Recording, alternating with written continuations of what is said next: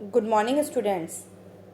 आज हम स्टार्ट करेंगे एंडोक्राइन सिस्टम का पार्ट 5, जिसमें हम लोग 3 glands thymus gland, pineal gland and gonad gland जो है इनके बारे में पढ़ेंगे।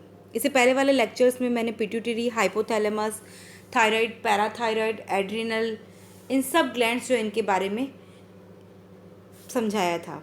इस लेक्चर में हम लोग लास्ट हमारी 3 ग्लैंड्स जो हैं थाइमस, पीनियल एंड गोनाड जो है उनके बारे में पढ़ेंगे। इससे पहले वाले लेक्चर अगर आपने नहीं देखे तो उनका वीडियो आप देखना। मेरे चैनल को सब्सक्राइब कीजिए और लाइक और शेयर कीजिए। तो चलिए स्टार्ट करते हैं हमारा आज का लेक्चर। थाइमस ग्लैंड, जैसा कि आप डायग्राम में देख रहे हैं, थाइमस ग्लैंड जो है ये हमारे दोनों लंग्स के बीच में है और हमारे हार्ट के जस्ट ऊपर जो है प्रेजेंट होती है। इस ग्लैंड का सबसे इम्पॉर्टेंट कैरेक्टर ये होता है कि ये बाल्यावस्था में तो सक्रिय होती है, लेकिन जैसे जैसे हम बड़े होते हैं तो ये जो होती है डिसअपीयर होना स्टार्ट होती है और एक बहुत काफ़ी लंबी एज के बाद जब हम वृद्धावस्था तक पहुंचते हैं तो ये एक नाम मात्र के रूप में शरीर में उपस्थित होती है। ये ग्लैंड जो होती है ये हृदय के ठीक आगे श्वास नली के समीप स्थित है। इस ग्लैंड से जो हार्मोन सीक्रेट होता है उसका नाम होता है थाइमोसिन। इस हार्मोन जो है इसका मुख्य कार्य क्या होता है, ये प्रतिरक्षा तंत्र यानी टी लसिकाणुओं का निर्माण करता है। हमारा प्रतिरक्षा तंत्र जो होता है उसमें प्रतिरक्षी बनाने के लिए बी लसिकाणु और टी लसिकाणु जो होते हैं वो सहायक होते हैं। तो प्रतिरक्षा तंत्र में टी लिम्फोसाइट्स जो होती हैं उनका निर्माण जो होता है थाइमस ग्रंथि करती है। साथ ही ये जनन ग्रंथियों के परिपक्वन में भी सहायक होती है। तो इस ग्रंथि से रिलेटेड अक्सर जो क्वेश्चन पूछे जाते हैं उनमें क्वेश्चन एक तो ये बनता है कि कौन सी ऐसी ग्रंथि है जो वृद्धावस्था तक आते आते लगभग निष्क्रिय या विलुप्त हो जाती है, तो वो है थाइमस ग्रंथि। सेकंड क्वेश्चन जो इससे बनता है कि ऐसी कौन सी ग्रंथि है जो कि हमारे प्रतिरक्षा तंत्र को बनाए रखती है, तो उसका आंसर भी है थाइमस ग्रंथि। तो इस तरह से ये ग्रंथि जो है इनसे भी 2-3 तरह के क्वेश्चन जो होते हैं पुटअप होते हैं। अब चलिए नेक्स्ट जो ग्लैंड है वो है पीनियल ग्रंथि।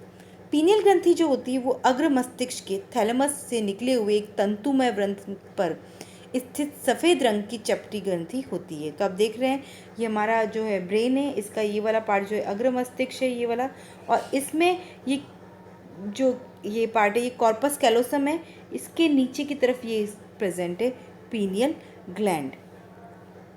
ये हार्मोन सिक्रीट करती है मेलेटोनिन। मेलाटोनिन हार्मोन जो होता है मेलानिन पिगमेंट्स जो होता है उसको फॉर्मेशन में भी ये जो है मदद करता है। अब अगर हम इसके कार्य देखें तो त्वचा वर्णक मेलानिन का ये क्या करती है, वितरण डिस्ट्रीब्यूशन करती है। दैनिक लय का नियमन, दैनिक लय जो होता है हमारे 24 घंटे 24 आवर्स यानी हमारे जो 24 घंटे के जो भी काम होते हैं उनको ये कंट्रोल करती है। तो इसीलिए इसको हम बायोलॉजिकल क्लॉक कहते हैं। जैसे उठना, जागना, सोना, खाना, ये सारे जो है स्लिप वॉक ये सारे आएंगे इसके अंदर। इट मीन्स कि हम लोग जो 24 घंटों में काम करते हैं तो ये हमें एक बायोलॉजिकल क्लॉक की तरह बताती है। जैसे कि हम लोगों को भूख, हमारे खाने का टाइम जो है वो 8 o'clock है, तो 8 o'clock हमें भूख लगेगी ऑटोमेटिकली, तो हमें पता चलेगा कि हम लोगों को खाना खाना है, क्योंकि ये हमें याद दिलाती है, क्लॉक की तरह काम करती है। तो इसीलिए इसको हम जैविक घड़ी या बायोलॉजिकल क्लॉक भी कहते हैं। साथ ही हमारी बॉडी के टेम्परेचर को भी कंट्रोल करती है और ये हमारे मेटाबॉलिज्म जो है उपापचय का भी नियमन करती है। और महिलाओं में ये ऋतुस्राव यानी मेंस्ट्रुअल साइकिल जो होती है उसको भी नियंत्रित करती है। द नेक्स्ट ग्लैंड जो है वो है जनक ग्रंथियाँ या गोनाड ग्लैंड्स। ये ग्रंथियाँ 2 होती है, टेस्टिस एंड ओवरीज।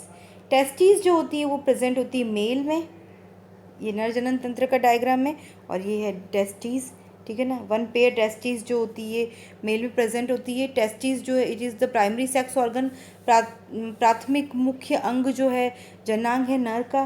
तो ये एक जोड़ी जो होती है पाई जाती है।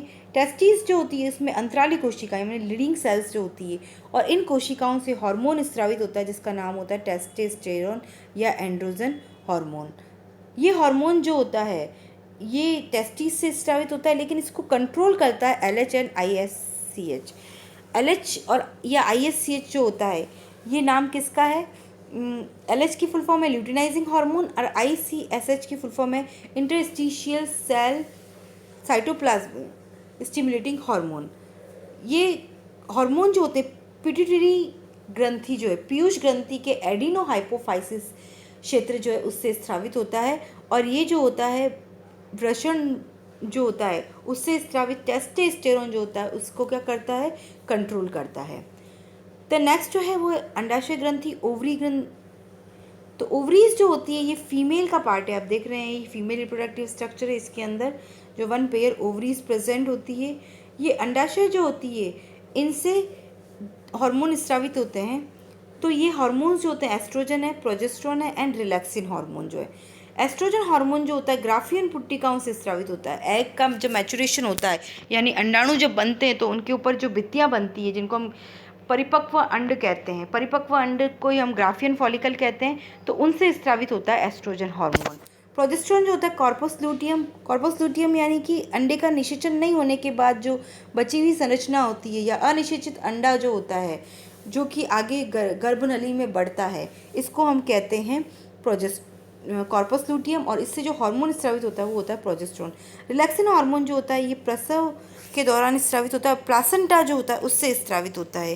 ये रिलैक्सिन हार्मोन का कुछ मात्रा में स्रावन कॉर्पस लूटियम द्वारा भी किया जाता है। ये प्रसव क्रिया के दौरान प्यूबिक सिम्फाइसिस जो होता है उसके जोड़ में शिथिलता लाता है।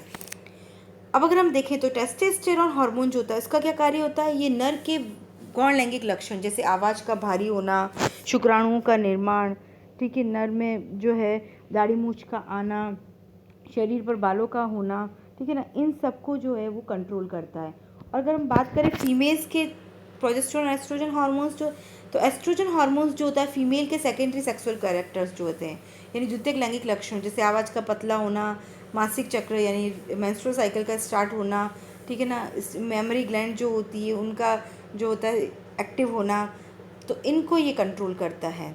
तो इस तरह से ये हार्मोन्स जो होते हैं मेल और फीमेल जो होते हैं उनमें अलग अलग फंक्शंस जो होते हैं वो निभाते हैं। साथ ही ये जो ग्लैंड्स है वृषण और अंडाशय, तो वृषण जो होता है ये साथ ही नर युग्मक यानी शुक्राणुओं के निर्माण में और अंडाशय मादा युग्मक यानी अंडाणुओं के निर्माण में भी सहायक होती है। तो जनन एक प्रकार की मिश्रित ग्रंथि का भी कार्य करती है।